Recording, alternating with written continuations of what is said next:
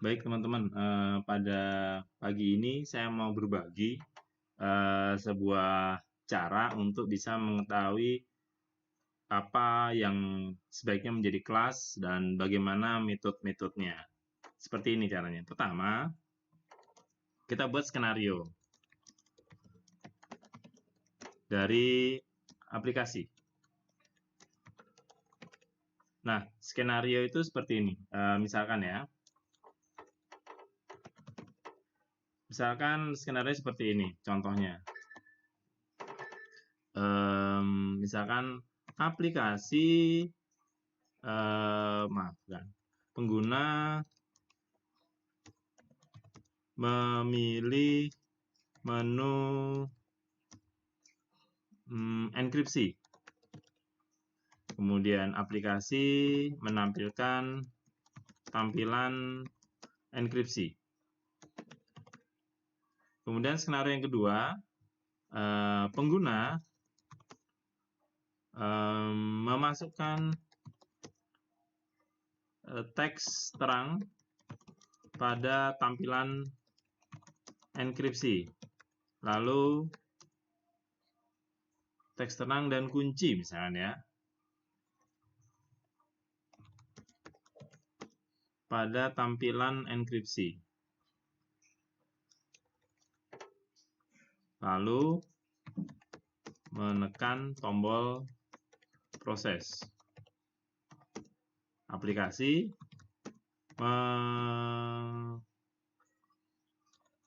memproses enkripsi. Memproses enkripsi teks terang dan dengan kunci. Nah, ini contoh satu skenario, sebuah skenario sederhana. Dari tahapan ini nanti mungkin ada yang lain, misalkan ini ya, misalkan yang lain skenario yang lain, pengguna memilih menu dekripsi. Nah, kemudian dari sini menu dekripsi itu seperti apa tampilannya, nanti aplikasi menampilkan tampilan dekripsi. Nah, ini contohnya skenario ketiga. Terus sampai semua skenario aplikasi ada. Ya, gitu teman-teman. Nah, kemudian itu langkah pertama. Langkah kedua adalah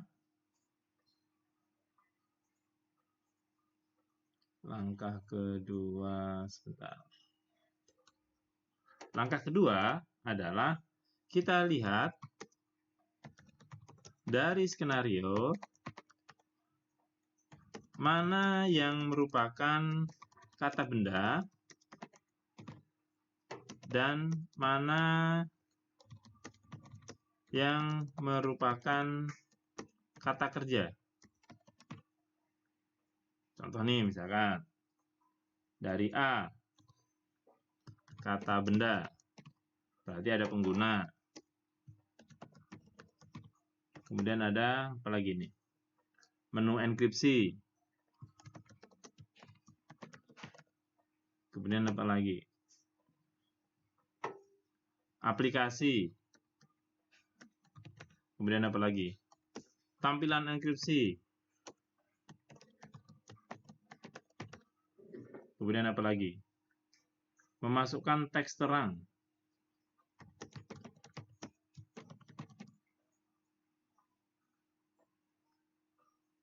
Apalagi nih? A dan B ya. Kita ambil contoh A dan B. Kata benda pada A dan B. Kemudian apa lagi? Teks terang. Setelah teks terang apa lagi nih? Kunci. Apa kira-kira teman-teman? Kunci. Tombol proses.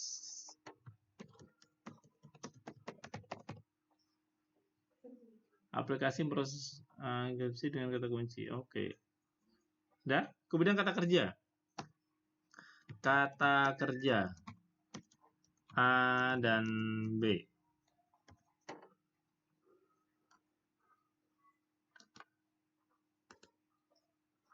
Kata kerja A dan B. Kita ambil contoh di sini adalah menampilkan. Nah, kemudian apa lagi nih? Memasukkan.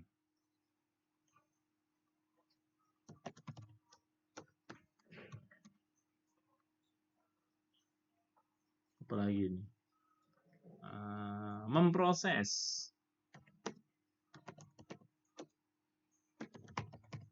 Nah, kata benda ini kemungkinan kalau tidak menjadi kelas atau objek, maka dia akan menjadi variabel atau atribut. Itu uniknya. Nah, kelas atau objeknya sendiri itu bisa jadi dua. Bisa jadi ini menjadi sebuah kelas yang kita buat sendiri, atau kita menggunakan kelas lain. Jadi kita tinggal buat objeknya. Nah, pada tahap ini butuh pengalaman dan keterampilan. Contohnya nih, ini contoh pengalaman dan keterampilan. Kata benda menjadi kelas dan variabel. Oke, menjadi kelas.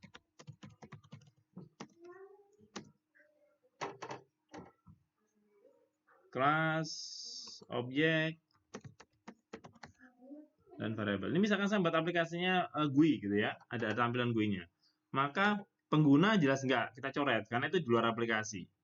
Menu enkripsi, menunya seperti apa nih nanti? Objek, jadi, kemudian ada juga variabel. Oke. Pengguna, kemudian yang ketiga buang. Di luar aplikasi. Pengguna itu di luar aplikasi. Oke, apalagi nih? Menu enkripsi. Seperti apa nih kira-kira nih? Oh, bayangan saya nanti dia adalah tombol. Jadi saat aplikasi jalan itu akan ada tombol. Jadi ini mungkin ditambahkan di sini aplikasi berjalan menampilkan tombol menu enkripsi dan dekripsi. Nah, pada tahap ini kita tahu bahasanya tombol itu sudah tinggal pakai kalau pada object oriented. Jadi di sini nih. Ya, dari sini nih. Menu enkripsi.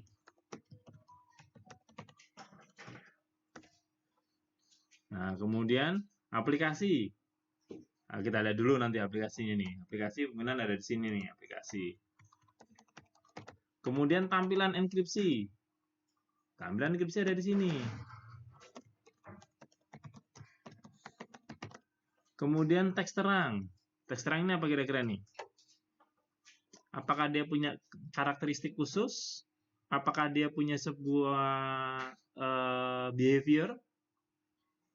Enggak kan? Nah, kalau dia nggak punya behavior, cuman menampilkan, cuman di-input, cuman diproses, berarti ada di sini teks terang dan kunci. Kemudian tombol proses ada di sini. Nah, dari sini teman-teman sudah punya gambaran.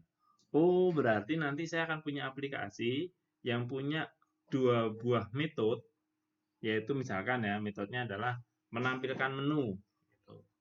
Saya akan membuat sebuah kelas tampilan enkripsi, di mana atau mungkin kita beri nama enkripsi, gitu ya. Ini desain akhirnya akan ada kelas enkripsi namanya nanti. Ini desain akhirnya, analisa akhirnya. Kelasnya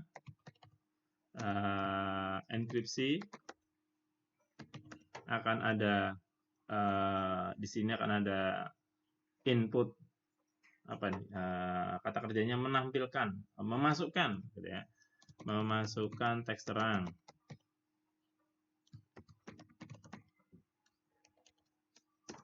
Kemudian proses enkripsi. Ingat ya aturan-aturan dalam membuat nama. Nah, seperti ini teman-teman. Ada kelas enkripsi dan seperti itu. Nah, nanti ada juga kelas main aplikasi. Kelas main. Di sini ada method main.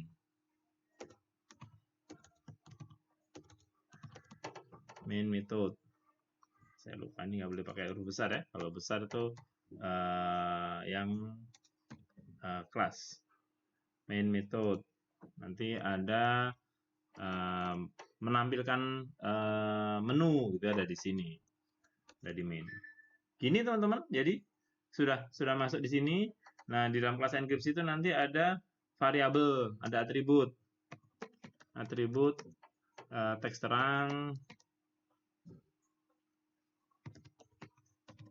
dan kunci. Ya, pasti ada atribut teks sandi. Tapi ya ini karena skenario kita di sini seperti itu. Ini contohnya teman-teman, satu set bagaimana kita mendesain sebuah aplikasi kelasnya. Itu cara cepatnya. Nanti di tingkat di tahun berikutnya teman-teman akan dapat cara yang lebih kompleks dan lebih akurat. Ini yang saya dapatkan dari pengalaman saya sekian tahun membuat aplikasi. Saya kenal ini dari tahun 2012. Saya coba bagi ke beberapa orang. Mudah-mudahan membantu, tapi kalau tidak ya mohon maaf. Terima kasih, selamat mencoba. Kalau ada yang mau tanyakan, tanyakan. Selamat bereksperimen.